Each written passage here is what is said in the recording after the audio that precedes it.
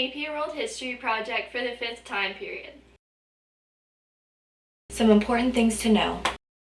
The causes of the world wars are likely to be on the AP test.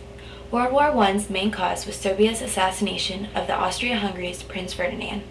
Several other countries are to blame too. Austria-Hungary gave Serbia an unrealistic ultimatum which couldn't be met, so they declared war. In response, Russia, Serbia's ally, mobilized on Austria's border. Then Germany backed Austria, and France went after Germany.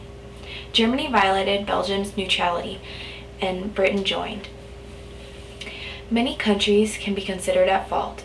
World War II's main cause was German hypernationalism. Germany invaded Poland, which set off the war. The Cold War was a result of remaining tension between the Soviet Union and the U.S. after World War II.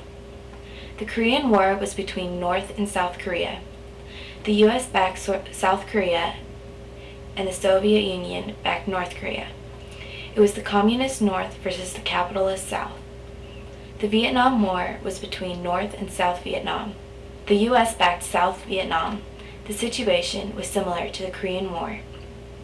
The country was divided, communist in the North and capitalist in the South. The U.S. got involved because they feared that communism could begin to spread like a domino effect. There were cultural and political transformations that resulted from the wars.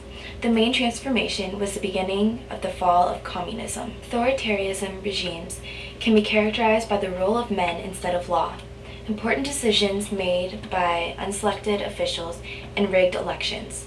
Authoritarianism is an extreme form of totalitarianism. Feminism is a doctrine that advocates equal rights for women.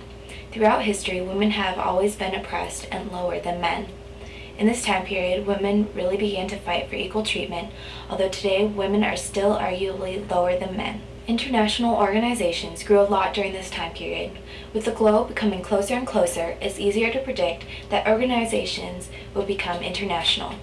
These organizations can be non-governmental, like Coca-Cola and Toyota, or it can be governmental, like the United Nations and European Union. Colonial independence movements, as mentioned earlier in this video, were popular in this time. India and Africa were the big areas that gained independence. Genocide is an issue that continues today, especially in African areas like Darfur and Rwanda. In 1994, hundreds of thousands of political moderates and other people in Rwanda were killed by the government. In the Darfur region of Sudan, there has been ongoing conflict since February of 2003. Several movements through the government was oppressing blacks in favor of Arabs. The members of these movements took up arms, and there has been civil war there since. The estimated death toll ranges from 20,000 to several hundred thousand. Popular culture has become increasingly internationalized, especially with the growth of mass communications such as TV, movies, music, and the internet. Bands go on world tours and spread their culture to other countries. The Great Depression impacted most all of the world. The United States economy shrunk, the unemployment rate went up, and the New Deal was later set into place to cope with the economy. In Europe, Germany experienced huge inflation. The fragile political institutions led to the rise of fascism in Germany and Italy. In Asia, Japan had invested in the U.S. economy, so they lost a ton of money and acquired desire for colonies and imperialism. The dependent colonies in Southeast Asia, South America, and Africa experienced economic slowdowns too. Spermans. Russia, before a revolution, didn't have much of a middle class. They were under the rule of Tsars, had solidarity with few private investments, was Eastern Orthodox. Russia was involved and pulled out of World Wars I and II. They had minimal art and inventions, and the deforestation had polluted the environment.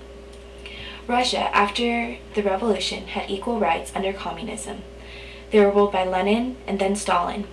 They were focused on industry, they had strict limits on religion, had internal ethnic conflicts, the government oppressed creativity, and the pollution continued. The Ottoman Empire consisted of Muslim Middle Easterners. They were ruled by a sultan, and they exported many agricultural products and depended on European imports. They were Islamic and involved in World Wars I and II. They had geometric Islamic art and overfarmed the land.